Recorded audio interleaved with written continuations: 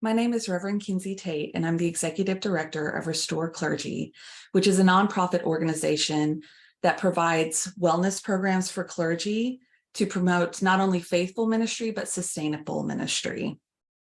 We do that through a one-year program that begins and ends with wellness retreats. And it was really birthed out of the struggle that I've seen many clergy have, especially during the pandemic and post-pandemic, with burnout and struggling with how do we do ministry in this new context. So my background is I am a therapist, but I'm also ordained clergy. I served in a church for 3 years prior to going back to school to get my master's to become a therapist.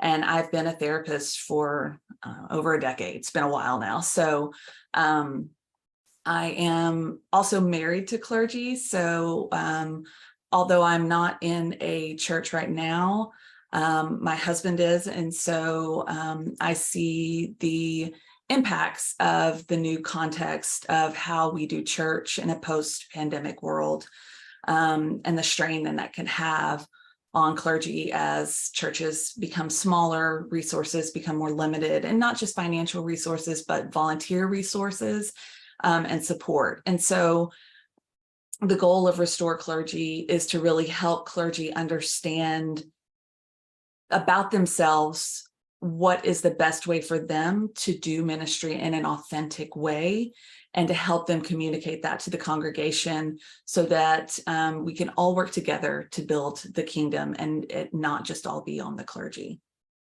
So that came through the pandemic, the idea for Restore Clergy. And so when I heard about the Sent seminar, I applied for that, and I am part of the 2023 cohort. So NBA and through the Sent cohort is helping me develop Restore Clergy and develop it into a nonprofit organization. So we officially have our nonprofit status, and we are actively working to provide programs. And our first program will be in January of 2024. So what I'm talking about today is how stress can impact us as we seek to do new things. So creating a nonprofit is a new thing for me. I have a small business as a therapy practitioner, but a nonprofit's a whole nother thing. So obviously it generates a little bit of stress. And I think that's an appropriate emotional response. And I think the more that we understand about how stress manifests in us as human beings, then it can help us to make different choices. So not just have our automatic response and our automatic stress response, but we can understand, oh, so I'm doing that thing that I always do when I get stressed. Do I want to take some time to take care of myself so I'm not so stressed? Or do I want to think about this in a different way, and maybe that will help me move through the stress in a different way? So let me go into that a little bit more. So what do we do when we're stressed? We typically respond in 3 ways. Most people will respond with either a compete, avoid, or accommodate stress response. So I'm going to talk through a little bit the different stress responses, and then I'm going to talk about how they might manifest through the whole Sent cohort process. So the first one is compete. And the compete stress response comes out of a scarcity mindset. So this idea that there's not enough. And so we get in the dichotomy of all or nothing thinking. So we lose creativity about what's a middle path, what's a way that we can maybe do this creatively. So when we're in the all side of the compete stress response, we think, I'm winning, I'm ahead. We can feel aggressive. So maybe we push a little bit harder, or we think that we have a hard time listening to other people's ideas. And so we get really amped up, and it can be like, like a caffeine high where you're a little bit jittery and you're like, woo, here we go kind of thing. The behavior is we tend to overachieve. We set aggressive deadlines, which increase stress. So we don't really give ourselves enough time to pause, breathe, process. We're just like, go, go, go, go, go, go, go. Our self-sabotage tends to be that we compare ourselves to others who are behind or losing. So it's this idea of like, well, I'm doing so well and they're behind. So that makes me feel better about myself. And I've just got to keep pushing so I'm not one of the losers kind of thing. We focus how we are superior and special in a way that's like, makes us think that we're better. When really it's maybe we've hit a streak of luck, or maybe we've gotten an opportunity that feels really great. And so we're just like terrified that we're going to lose it. So we're pushing, pushing, pushing. The flip side of that is the nothing. And it's the thoughts that can come from that, or I'm behind, I'm losing, nothing ever good happens to me. So it's kind of like this I'm cursed idea of like, everybody else is getting all of these great opportunities and nothing good happens to me. We can feel angry and we can also feel jealous. So it's a place where we can't celebrate the good things that are happening to other people. Our behavior is we isolate, so we don't ask for help. We stay stuck. And it perpetuates that mindset of like, I'm cursed, nothing good happens to me, I'm losing. The self-sabotage is we compare ourselves to others who are ahead or winning, and we feel cursed in a negative way. So it's like, I'm unique, but it's in a bad way. It's like, this is only happening to me. And we lose perspective, kind of that tunnel vision of like, this is only happening to me and it's not happening to anybody else. So the way that this might manifest in the Scent seminar is you are in a cohort and you come in, and some people are they just have ideas. Like they haven't started any kind of the structure, but they just have this idea and they need help to get it going. There are other people that come in that have more of an established, business already kind of set up. And that was definitely the case in my year. So this year, there were some of us that really did just come in with an idea. And there were others that all they needed was their nonprofit status, and they're like off and running. And really what they need help with is just trying to figure out grants and funding and things like that. But there are others that are like, I don't even have a website. I don't even have a logo. Like there's nothing. So there's a big range. And if you find yourself in the competitor stress response, so, let's say we have our first huddle and you get all this information and it's amazing information. And then it's like, whoa, that's a lot. It's all good. And I feel like I'm so behind and I feel like I can't do this. Like everybody else is so much farther ahead of me. They know what they're doing. Who am I to think that I can do this? So there's, that's how it might manifest. And you could feel resentful or jealous of other people. Or maybe you just kind of shut down and isolate and you don't ask for help. So that's kind of how the compete stress response might manifest in the Scent seminar. So the next one is avoid.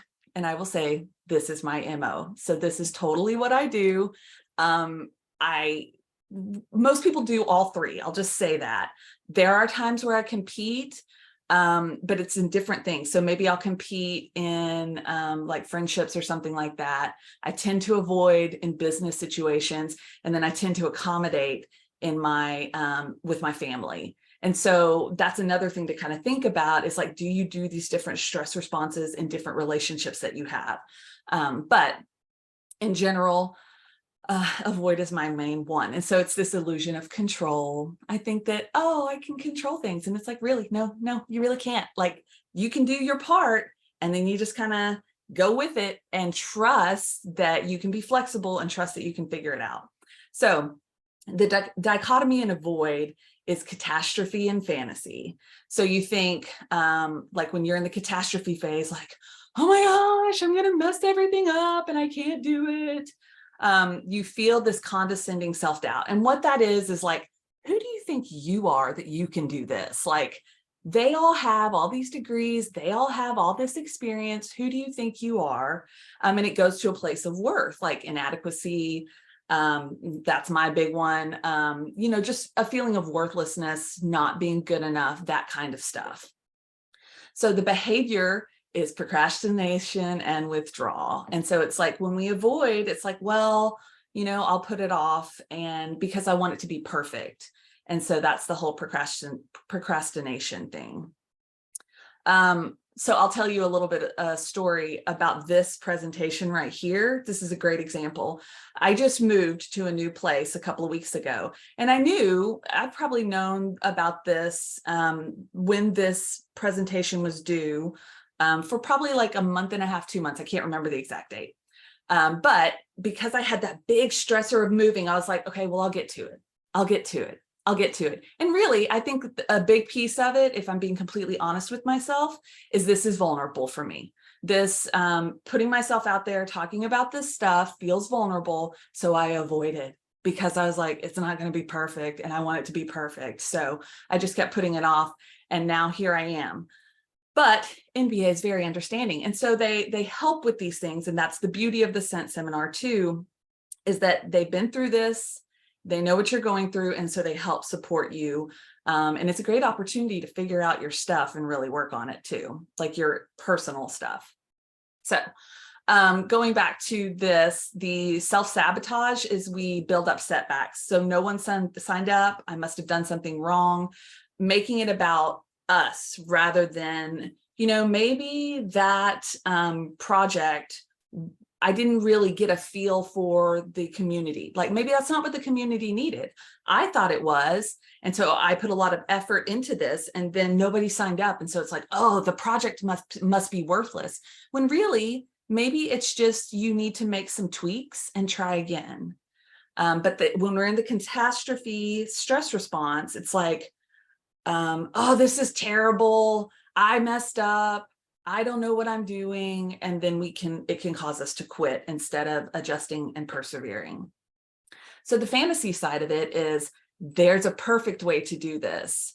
And it's not important so we dismiss the needs of ourselves and of others. So like when we're stressed, maybe we need to rest. Maybe we need to pause. Maybe we need to confer with others to figure out the best way to do things. Instead, we kind of get in our heads and we think there's a perfect way to do this, and we're always tweaking, and we never actually do anything to find out. You can feel like right and perfect and good. It's kind of that like righteous feeling of like, this is the only way and this is how it has to be, when really there's probably lots of ways that it can be done. Our behavior is that we choose like intense, overcomplicated plans. So thinking about like a budget, we make it this big complicated thing, and we think like 5 years in advance, and we've got to get all the numbers, and we feel like we have to know all this information, when really you can just do a 6-month plan and say, I think this is what it's going to be, and let's see what happens. But when we're in this avoid place, we spend so much time like trying to figure it out and build it up in our heads, and then we never get to it. The self-sabotage is, micromanaging or control. So say you do ask someone else for help, you're like in it and you like micromanage it and you just can't let it go. You build up like expectations of yourself, of like how it has to be, how you have to perform, how you have to pitch your idea, all these sorts of things, and it can cause you to avoid even trying. So the biggest thing with the avoid stress response, is we spend so much time in our heads, and this idea of like, there's a perfect way to do this, or I'm not good enough to do this, that we never try. And really trying is the way that we get all the data that helps us to be better. So that's the struggle with avoid, and how it can manifest in the Scent seminar is because you avoid doing the things. Like, I know I've avoided doing a budget because I feel like it's big and it's scary, and I just need to put some numbers on the page and go with it. So that's kind of, again, but I'm real familiar with avoid. So the last one is accommodate. And accommodate, I think, is a big one in the church. Because it's like this martyrdom and this savior complex. And so it's like we've glorified suffering. And that's tricky because there's a lot of theological evidence to back that up. But I think that's something that is good to have a conversation about if your belief is that I have to suffer. Because if you're always suffering, then you're not really able to live into your giftedness. At least that's what I believe. So the accommodate stress response is this sacrifice and reward place. So you think, I'm fixing, rescuing, I'm making others happy, I'm being dutiful. So a lot of times it can be called people pleasing, where, like when you're in the sacrifice place, it's like, yeah, I can do that. I can take that on. Like, I'm not going to ask so-and-so to do that because that would stress them out. So I will take care of it. So there's that. You feel virtuous, you feel holy, you can feel deprived, and then you can feel resentful, because it's like, when you wake up first thing in the morning, you're like, yeah, I've got all this energy. I could totally do that. And then like 5 o'clock at night, when you're trying to figure out what you're making for dinner and what you're going to do with these kids that are screaming at you that they're hungry, you're like, why did I take that on? I'm so mad. So that's that whole sacrifice thing of when we're stressed, we're like, yeah, I'll just take it on. I'm not going to worry about it. I'm not going to burden anybody else. But if we stopped and thought about it, it's like, oh, I ain't got time for that. No, no, really, like I've got plenty on my plate. And I'm just going to say no to that. But it's the fear that they'll be mad at us or something like that often comes into play.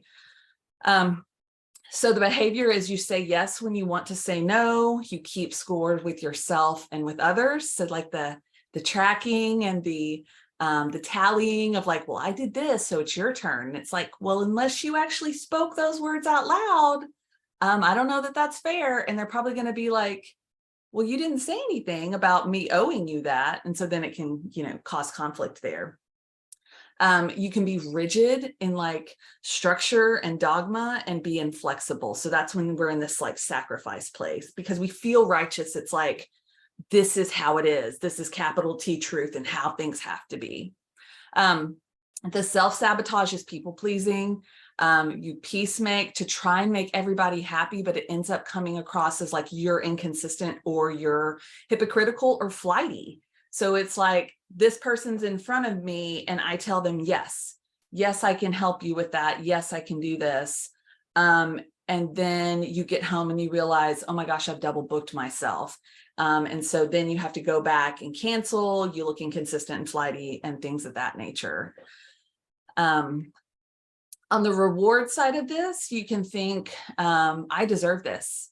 But it's also like, if I enjoy myself, then I won't stop. So it's the idea of I have to sacrifice to earn rest. That's a lot of that. It's not like rest and even pleasure and enjoyment are a God-given right. It's like we have to sacrifice to earn that. And so then it's like, oh, I don't know, have I done enough to like earn this? So it's like this resentful place. And it's the idea of like, if I rest and I let myself enjoy something, then other people are going to lose out. So I'm like letting other people down if I take care of myself. And in that you can feel indulgent and guilty, and you can feel like you're disappointing people. The behavior is you isolate and stay stuck. So it's similar to the compete behavior where you don't ask for help. So when you're accommodating, it's like, I can't ask for help because then they might think these things about me, like I'm not good enough, or I'm not competent and I can't do these things. When oftentimes one of the greatest ways we can build rapport with people is when we ask for help, because they know that we value them enough to ask them to help us. And so then the self-sabotage is we build up rewards and overindulge due to boredom or restriction. So when we accommodate too much, we become exhausted and we can overindulge in like rest. So a lot of times it can happen as you're really active, you're accommodating, you're doing everything for everybody else. And then your body's like, haha, just kidding. I'm going to shut you down. Like, so you get sick, or you just crash and you like sleep and your body's has to shut down to recover. It can look like depression. A lot of people, that is kind of their shutdown from over accommodating.